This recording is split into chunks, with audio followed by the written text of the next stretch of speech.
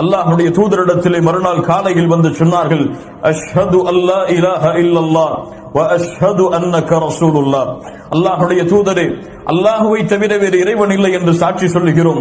முஹம்மது ரசூலாகிய நீங்கள் அல்லாஹ்வின் புறத்திலிருந்து வந்த ரசூல் என்று நாங்கள் ஏற்றுக்கொள்கிறோம் என்று அலி இப்னு அபி தாலிப் அல்லாஹ்வுடைய தூதருடைய நபித்துவத்தை தன்னுடைய 10வது வயதில் ஏற்றுக்கொள்கிறார்கள். இஸ்லாமிய மார்க்கத்தை ஏற்றுக்கொண்ட சிறுவர்களில் முதலாமவர் அலி இப்னு அபி தாலிப். இஸ்லாமிய மார்க்கத்தை ஏற்றுக்கொண்ட வாலிபர்களில் முதலானவர் அபூபக்கர் அஸ்-சித்தீக் ரலியல்லாஹு அன்ஹு. இஸ்லாமிய மார்க்கத்தை ஏற்றுக்கொண்ட பெண்மணிகளில் முதலானவர் ஹதீஜா பின்த் குவைலித் ரலியல்லாஹு அன்ஹா.